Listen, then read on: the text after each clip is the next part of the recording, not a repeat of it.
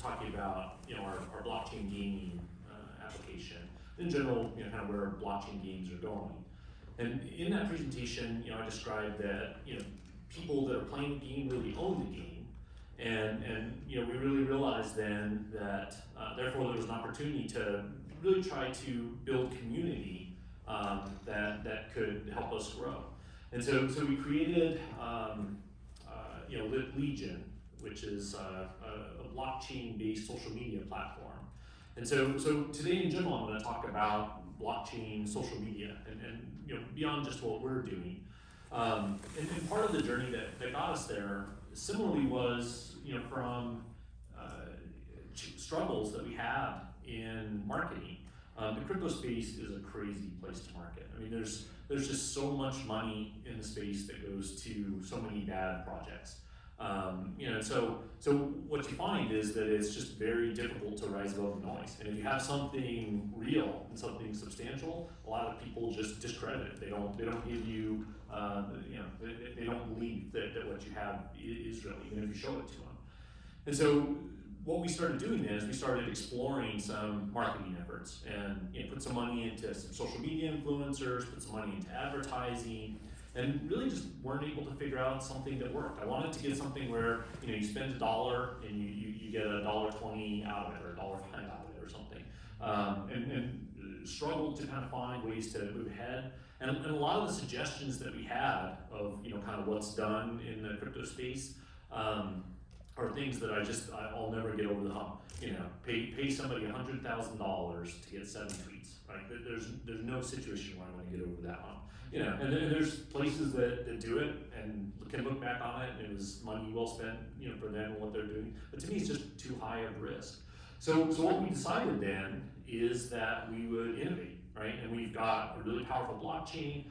Blockchains kind of fundamentally lets you transfer value. So again, the quote that I used in the first talk, I'll mention again. The internet was a destructive platform that lets people transfer data. Blockchain is a destructive platform that lets people transfer value, right? So you kind of take that, that concept and that technological infrastructure that we have at hand, you really can, come up with some innovative ways to create social media types of interactions where there's value transfer. So, starting out, half of the money we spent on advertising was wasted. I'm not sure which half. That's a quote from Adam that helped me put this together. It's a great quote, and that's what we were finding, right? We just didn't know what was going to be effective, and had to figure out ways to innovate and be effective. So, kind of leading into just again, I think the big picture of where social media fits in the blockchain space is just looking at what are other big things that have happened. Back in 2009, there's the Bitcoin white paper. I kind of personally, actually started following Bitcoin in 2011-ish. I started looking really at being into a business in the blockchain space 2016-ish, and then there were a lot of ICOs. That was kind of the heyday of ICOs. Ethereum was one of the earliest, I guess 2015. 2017 is when ICOs really started springing up. There were a lot of later ones, kind of back in those days. Then there was crypto winter. The markets crashed. We had a few rough years, 2019, 2020, kind of into 2021. Even kind of the ICO days, there was a lot of DeFi, but DeFi I think really continued to grow even through crypto winter. And then mid to kind of late 2021, the markets really were picking back up. Crypto markets. There's a lot of excitement around NFTs, CryptoPunks, and then Bored Ape Yacht Club. And then again, towards the end of last year, Axie Infinity just exploded, and blockchain games, got really exciting. And the crypto space again is like an interesting space. Like it's what's hot right now, and the attention span in the crypto space is shorter than most every other industry you'll see. And things really get kind of exciting for a while, and then what's the next thing? And then a lot of those things that kind of got exciting, bring in money. A lot of projects waste the money. A lot of projects are scams. But there's a few in there that you continue growing and start to turn into real things. And to me, the overall blockchain and crypto space is kind of what the internet was in the mid '90s, right? Still, even today, it's very early stage, and the winners are kind of yet to come out. Kind of going to the late '90s, who would have thought that Ask Jeeves and InfoSeek and those early search engines would be replaced by Google, right? I think we're kind of in that stage. A lot of the things that I think are going to still explode are things that we don't know about yet. So for me, I think looking towards what's next for blockchain as a whole, I think blockchain is going to grow up. I think that's a big part of, for me, a trend of where things are going. Our company, Devvio, we really focus on ESG applications. Again, to me, one of the biggest use cases and one of the biggest business opportunities in the world, completely even outside blockchain. But when you look at blockchain, I would argue the biggest challenge, as big as the ESG space is the biggest challenge in the ESG space is trust and provenance of data. And so blockchain is a great solution for that. So that's where I think you have a massive space and a technology that's well suited to solve problems in it. I think it's going to be used there. I think enterprises are going to get more into blockchain games. All the money that's been going into games, again, I think it's going to turn into play to own more than play to earn. And mainstream games are going to be huge. You get things like central bank digital currencies, where governments are using blockchain to control monetary flow. This actually is something that I haven't seen a lot of other people focus on. I've seen a lot of interest in the blockchain space for like cross-platform utility, and I get asked all the time, like, oh, how are you going to integrate with other blockchains and other projects? And my answer is we're not. I personally don't think that's really where there's going to be a lot of growth in the future. I think Web 2 integrations with blockchain really is going to be where things are growing. I think so much infrastructure is in Web 2 right now that you start applying blockchain into applications where blockchain overall is growing up. Web 2 integrations into blockchain is going to be a massive area of growth. So that's kind of personally where we've decided. That's why we put so much effort into RESTful APIs. Rather than trying to have an integration with MetaMask, we have an integration with Stripe or credit card payments or Shopify or things like that. And I think that's in my view a better approach. And then mainstream games again. So when you look at not just kind of where blockchain's going in a bigger sense, then you think, well, what's actually going to be kind of the next hot thing? That kind of crypto mentality, short attention span. I personally think social media is kind of what that's going to be. So we're kind of in another crypto winter. I personally think there's going to be one more at least big cycle. I kind of think one more big cycle. When you look at kind of the blockchain space, in Bitcoin's price and other coin prices, they go up. The overall kind of market caps of all the major players go up. And it goes back down. And each time it's like a bigger hump. And each time it's more money and bigger money coming in. And when you look at kind of how that progresses, like it can't happen forever, right? So that's something that for crypto investors, like you should be realistic about. It's not going to just keep having these massive cycles that get bigger forever, right? It's not going to happen. It can't. And you also look at bigger money coming in each time, and like a year ago, places like Goldman Sachs didn't have a trading desk, but they do now. And enterprises that I've spoken to, they've said, 2 years ago, like, I'm not really interested in crypto, but now it's, Tesla bought some Bitcoin, even though they sold it, right? It's kind of becoming more understandable. So I think there are kind of another cycle's worth of big money coming in. And to me, that's going to be kind of the beginnings of where, again, crypto's growing up and it's turning into something that's not going to have quite as wild of swings, and it's become more mature, from a financial perspective as well. But kind of feels like we're kind of moving towards one more big swing, and that's not financial advice. That's just my kind of personal opinion of where we're positioning ourselves as well to kind of take advantage of that. And so within that kind of that same DeFi, NFTs, blockchain gaming, I think blockchain-based social media is going to be huge. And I'm not saying anything really kind of innovative there. There's many big funds that have put hundreds of millions of dollars, and some of their described main focuses are going to be in what some are referring to as DeSo, kind of like DeFi, decentralized social media. I don't like that term as much myself, because I think a lot of what's going to happen in it is going to not as much be about the decentralization, but more of a trend towards kind of that maturing, where it's more going to be the effect of it. So, if you're kind of then looking at how social media and blockchain are going to grow, and I say, in my view, it's going to be one of the big things coming up. What's not the point? What is? I'll start there. What are the things that blockchain-based social media are not going to be? I think it's not going to be just making a blockchain version of what's already out there. And you saw that with the ICOs. There were tons of projects that just stuck blockchain onto something that already exists, and most of those are gone. So I don't think there's going to be a blockchain, YouTube, Twitter, Facebook, TikTok, right? Those social media platforms have found their niche, they're established. Why would people leave them, right? I also think, what's not the point when you're talking about blockchain-based social media is emphasizing the things that really drive all the current platforms. Current platforms monetize people's data. I like Jason's quote earlier. He said, if you're not paying something for the product, then you are the product, right? So all these social media platforms take people's data and they monetize it. Blockchain lets you have different models, though, and that's where I think. So what I'm trying to do is lay out the types of thinking and the high level kind of philosophy of what really is going to be kind of big in blockchain. So new social media platforms, whether they're kind of Web 2 or Web 3, fill unmet needs. Like why would one think that Twitter could be successful after you've already got Facebook? Well, obviously there was a demand for kind of that short form type of interaction. How did Instagram get successful? Well, there's obviously demand for sharing pictures. Why would TikTok? Like a year ago, I would have thought something like TikTok would become as big as it's become.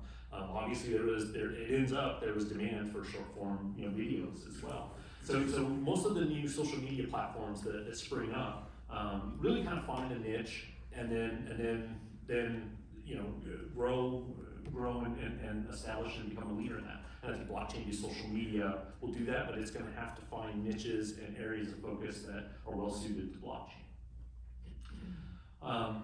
Another way to look at where blockchain-based social media is going is, kind of what are the problems right now with current social media. So again, if you're going to fulfill a niche and improve problems that exist, and that's what's really going to drive where blockchain-based social media goes, where you are going to find the winners. You have to find places that are solving problems. And I think a lot of that is going to come from the negativity associated with social media, and I think probably a growing wave that's gonna more and more be kind of a philosophy against a lot of the negatives of social media. So social media right now just kind of feels yucky. Like a lot of times, you feel pressure in it, or you feel like it's maybe not. Like you can a lot of times just feel the algorithm working, where you feel like it's manipulating you. Like sometimes I'll see a video and I just don't want to watch it because I don't want a million of those videos coming out where the algorithm is continually like just poking and trying to find it. I just won't watch the video just because of that. In general, again, these are the things I think blockchain-based social media can fix. A lot of the business models are predatory, abusive. The algorithms are manipulative. Social media platforms maximize profits, and they focus on what works, right? If you get riled up and that keeps you on that platform, a lot of times it's based on fear and anger and addiction and lies. And I think blockchain fundamentally has a lot of characteristics where it has transparency, more user control, more user ownership of things. So these are problems I think blockchain-based social media can solve.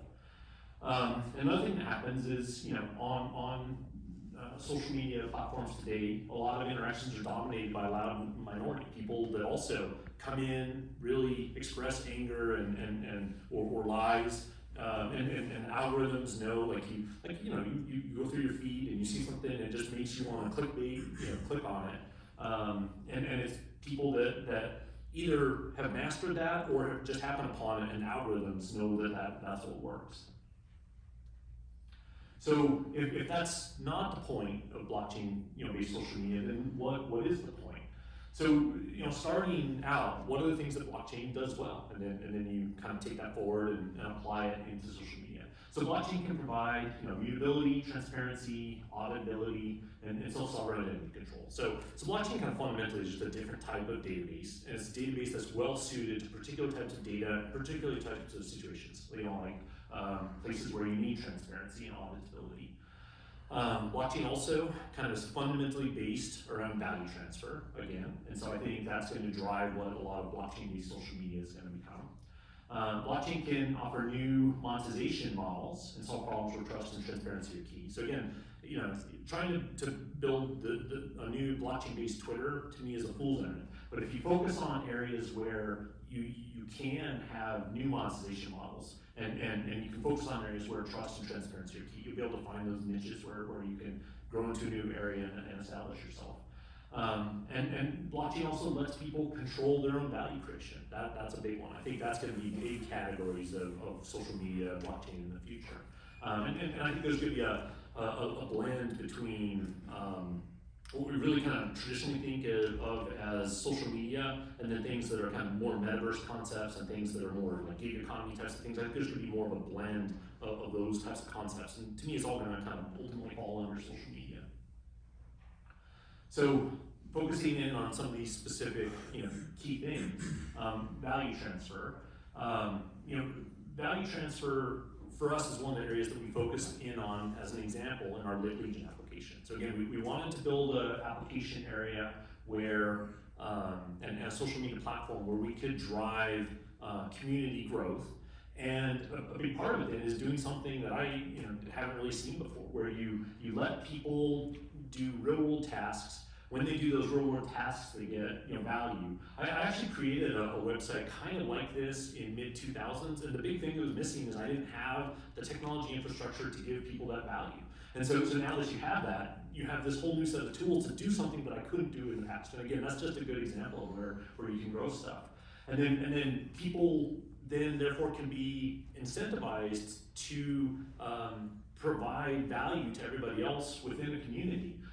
Moderation, curation, helping others, things like tipping, having quality content, having content that you can trust that's not based on lies, and you can figure out algorithms that help people, get that value. And a big part of it then is also having ownership over your identity and having responsibility over your identity that then makes these types of things possible. And then another big thing that we did is then having blockchain-based value representation. So this is kind of like loyalty programs, so blockchain lets you again expand that in a whole new way. So having things where you level up, just like is really compelling in games. So gamifying types of interactions in blockchain-based social media. Having NFTs that represent prestige or badges. You can have collectibles that create value. So all those are tools that you can use that really aren't available on a lot of other social media platforms. Oh, and then another kind of big vision then of where this is going is this also can really drive a whole new category of the gig economy. So if you take the 20,000 foot view and you take a step back, I see platforms like Uber and where you're renting houses or any new applications that are coming out. I see those becoming drops in the bucket of this overall kind of new growth that blockchain's going to drive. And again, I think there's going to be a lot of overlap with social media on that. Another big category that drives value in social media is identity. Having self-sovereign control of how your identity is used. So I'm not describing where identity is developed in a self-sovereign way. I'm describing self-sovereign control over how your identity tokens are used. And that lets you implement new ways of implementing advertising, which is, again, a new business model where you can have new niches that blockchain social media can grow and thrive. And so you can remove the middleman, right? One of the other talks today said they love the idea of removing middlemen. I do too. That's a big part of what blockchain can do. Let everybody control their own value creation. And so instead of an advertiser spending money, not really, it's traditionally a very opaque system, and you don't know where your money's going, instead of an advertiser or a company working with advertisers spending the money in a way that you don't know where it's going, you could pay directly people to watch your ad, and then let somebody that has an identity token that they're willing to share their information if they get paid to do it, right? And that's a whole new business model of advertising that can really drive a lot of business models. And then the other big thing with identity is that identity lets people have responsibility and reputation. And to me, that's critical for a lot of solving the problems in social media. If you can create systems where people that kind of consistently lie lose credibility, people that consistently create value gain a lot of credibility, I mean, that's huge. Like, imagine how different all of our social media would be if you had those types of things. And having self-sovereign identity control, where people are in control of the use of their identity, allows those types of things and lets you get rid of trolls and misinformation, lets you get rid of bots. There's all the kind of back and forth about how many bots are on Twitter. If you're interacting with real people, that's a whole different type of interaction as well. I love this video where these dogs fight. So here's a data. To me, this is the epitome of the internet. It's like when there's a fence there, they're vicious, right? There's no responsibility. And then the fence is back, now they're fighting again. Like, that's the internet. Like, that, to me, that is the internet. Now there's responsibility again, and you're not fighting that way, right? So to me, that's the difference between having responsibility and identity associated with our interactions on social media. And again, just get rid of a lot of the yuckiness, so. Another category that I think is going to really drive blockchain-based social media is sources of truth. Focus on solutions where you do need a source of truth. News is one of the big ones. I don't want to get on a soapbox, but I think one of the biggest dangers in society right now is the way our news systems are going. I mean, it's offensive to me. You pull out your phone and I see Biden is horrible, Fox News, and then Trump is horrible, CNN or MSNBC, right? How can you be a news organization, and even if the content isn't false news, how can it be possible, and how can we collectively accept that if I see something, I always know, like, oh, that's going to be Fox News, or that's going to be CNN or MSNBC. Like, it's ridiculous. That's not what news is, right? And so there's a massive need in society. And again, I think there's going to be more and more pushback from people. And the way a lot of these types of things go is you start to have systems where people really can rely on it. It actually kind of reminds me of when I first started using Google. Like, I was using InfoSeek at the time. And you start using Google, and it's just, wow, this is just better. Like, I'm actually getting results I want. And if you start to feel like there's less hate and anger and bias, and you start getting real news again, I think you'll get a system that a lot of people will move towards. And I think a lot of people, I think it can snowball, and I think it can tip also. So I'm always an optimist, right, an entrepreneur. But I see news being a huge area that blockchain can help.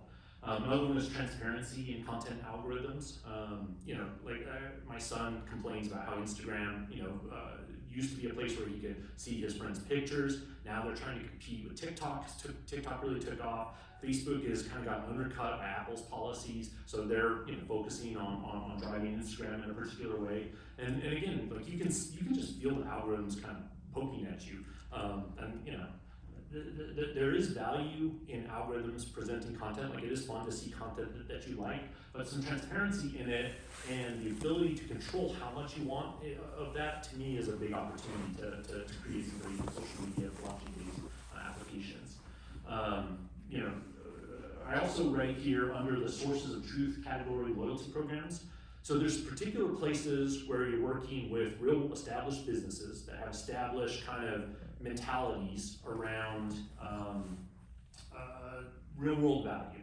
And so having a blockchain-based system that an enterprise can rely on is also a big opportunity. So that's why I call it loyalty programs within the sources of truth, because the source of truth working with established enterprises is an important category. And then you have other things that create sources of truth. that I also think will overlap with social media. Voting, password management, metaverse economies. Like there's no chance that you would vote and log in with your Facebook account, right? Like that's just silly. But you can imagine a system that really is defined, trusted, has self-sovereign identity control, where you could have things like voting. One of the big categories I think that creates opportunity in blockchain social media is owning your value creation. This is another thing I find offensive. Like I look out here and I see Phil on our team, who's an amazing artist, and I think of all of the artists out there that create amazing work, and artists are just underpaid. And the lion's share of value, like if you go to Adobe stock, so I had a place called Dollar Photo Club that I loved using. And I think they had a better model for users. Adobe bought them, drives the prices up, and then they take the lion's share. So I love the idea of creating systems where people can sell their own value, remove the middleman again, and have a better, cheaper experience for customers and a better experience for content providers, right? And so this is going to be a huge area of blockchain implementations and a lot of overlap with social media. You'll have platforms for influencers to monetize better, and then, like I mentioned, the gig economies. You'll have better ways to verify skills tied in with identity. A big part of what I think is going to become a part of gig economies that isn't there now, that I also think blockchain can enable, because of the skills verification and the identity control, is project management. That's the big thing that's missing right now. Like I can go and I can hire a programmer on a gig economy site, but I can't get like a big concept done. But there's no reason I think that you won't be able to in the future. So, and then you can't have a social media presentation kind of describing where you think things are going without describing the metaverse as well, right? So all the concepts that we're describing, I think, will start to be implemented in 3D worlds, virtual reality, augmented reality is going to be huge. There's going to be a lot of crossover between where people have value and assets that move between different games and applications, marketplaces, environments. And similar to my talk earlier, having a broad ecosystem of different types of currencies and value that can be transferred between these different 3D worlds and 2D applications. So that's an overall summary, I think, of where of the things that will drive, irrespective of us, things that will drive value in social media. And again, I think it's going to be, in my view, the next big thing that the crypto space, I think there's going to be some exciting projects that come up that people are going to really like. I like to think that our LitLegion application is going to be one of them. So it's really kind of a neat application. You get into it. I like to think of it as the world's first real world MMO, right? So for those of you who have played World of Warcraft or Destiny 2 is an MMO that's more recent. You find an NPC, you go to a task, you come back, you get a reward, it's like bling, it feels good, you're leveling up. You get these kind of rare items that you show yourself in your community, and you establish kind of your leadership. So we created the LitLegion application to mimic that, but do it in real world applications. And so we're going to release the LitLegion app probably on Monday. Again, we wanted to kind of get all these things ready to announce at BlockFiesta, and then have them come out on Monday. So you can go to litlegion.io right now, and then you can join the community in the app. You'll be able to go and do tasks. So you go and do a task. Every time you do a task, you get a blockchain record, and then you get rewards and you get experience points. And then you can kind of branch out into areas you want. So if you're, for example, an artist, or if you like social media, or if you want to play games even, you can kind of find your niche, find your community, do tasks, level up, have all that tracked on the blockchain, ultimately tie all of the things that I was describing, identity, respect, creating your own responsibility for your own profile and how people will see you, and doing a system where you're kind of consistently getting value. And then a lot of the tasks, as you level up and you get further into any of these various groups or just broadly in the system, a lot of the tasks become things that you can start earning real world value, right? So you can go into the LitCraft experience game and do daily heptal challenges and get heptals and then sell them on the Glass Block marketplace. Or you can retweet a tweet every day, simple thing, just over time, kind of come in and earn rewards. Ultimately get up to places where I'd like to see us eventually have a lot of the work that we do. We need artwork or programming work. I'd like to put tasks out on LitLegion and let people do it. So and earn even fiat, rewards. So it's a really compelling concept. The other thing we're trying to do with LitLegion is have it where every person that comes in leads to 2 more people. And all of the big social media platforms already have kind of had that growth, right? You have to have geometric growth to get to kind of the scale that Facebook and Twitter have. And so one way to think of LitLegion is we're putting the tools in place to drive behavior that leads to geometric growth. And a lot of it is going to be mathematically based. Like we're going to find out what works, and we're going to find out what really does create geometric growth, right? And what types of things lead for people to bring in other people, what types of incentives work, what types of, you can have where if people introduce other people, you get a percentage of what they do over time, right? Things like that. So I'm excited about what LitLegion is going to become. It's a pretty neat application. And part of what I was excited today was to describe it to folks here who are interested in the crypto space and have people give it a try, get in early, start earning, help us design and grow it. The whole philosophy is to have the community grow itself and turn into value that everybody shares in. Same as I was describing with the games earlier today. So that's it.